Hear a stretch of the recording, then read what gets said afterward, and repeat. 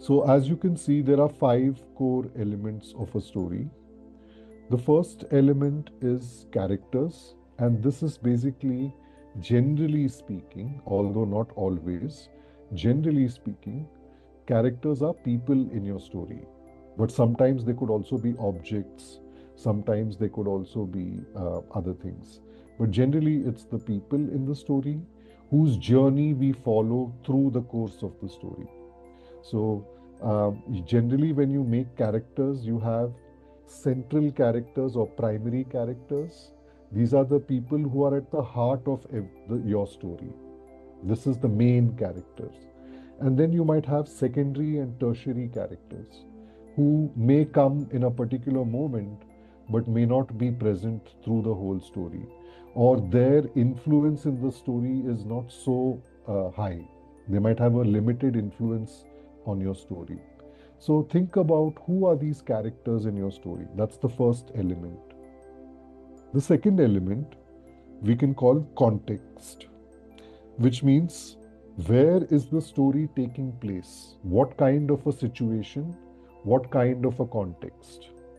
So, is it taking place at a country level, in a house, or in a city, or in a smaller place like a house, or in a room, or just between two people? It's a conversation between two people. So, think about the setting of the story and what does that setting look like. It's also commonly called, if you don't want to call it context, it's also commonly called the story world, the world of the story. Which world are you situating the story? It could be a real world, something that you are familiar with, where you come from, but it could also be a fictional world. It could be set in space, or it could be set 500 years ago. So, whatever it is, I think you should be careful about having a good understanding of the world in which your story is taking place and finding ways to convey the texture of that world in your story. It doesn't have to be a lot of detail, but I think it helps add a certain layer of richness to the story when you can situate a story in a particular world. Okay, so that's the second element. The third element is conflict. And by conflict, I don't mean a fight or some kind of unfortunate or negative thing happening in the story. By conflict, I mean that the story moves in a particular way, and then there is a sudden kind of an event or a sudden thing that happens that upsets the normal or interrupts the normal rhythm of the story. It interrupts the normal happenings in the story, and suddenly something unexpected happens. This is the central part of the story which helps the story shift, or it helps that helps the story kind of move in direction or take a new direction. So the what kind of a conflict it is it? It could be an internal conflict, like a psychological conflict. It could be an external conflict. It could be an accidental thing, something unexpected without anybody planning for it. It could be a contradiction that you indicate at the beginning, whatever it is.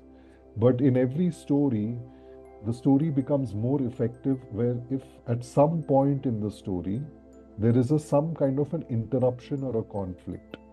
So the tension created by that conflict or interruption, that's what drives your narrative forward. That's what makes the listener think, what will happen now?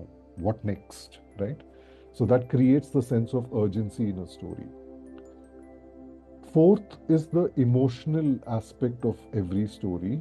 That stories are not just about what happened, where, in which world, but it's also like I said, stories are about experience. So every experience has not just the knowledge of what you are going through, but also the emotional register of how you're feeling when you're having that experience. So it could be happiness, it could be anger, it could be doubt, it could be anxiety. So there are a range of emotions. So when you create a story from the beginning to the end, it's always useful to kind of think about what emotion did you start with, and what emotion are you ending with, and what are the range of emotions that you have covered in the story from start to end. So, in short, what is the emotional journey of the listener of your story? How will they experience the range of emotions, right? And that's what make people care about your story. That's why people will retell your story or remember your story, because it's not just about knowing something, they have also felt something by the time they have listened to your story.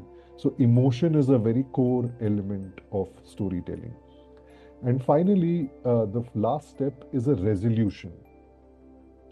Resolution is your response to the conflict. So if there is a conflict, what happens to the conflict by the end of the story?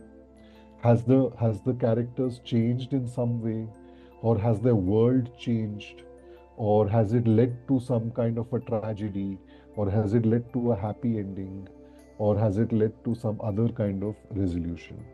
So here you point out or let the listener of your story register that things have changed in the course of the story, from conflict to resolution. Something drove that change, but by the time the story has ended, something has changed. So that's when, like, the story clicks, the closure of the story.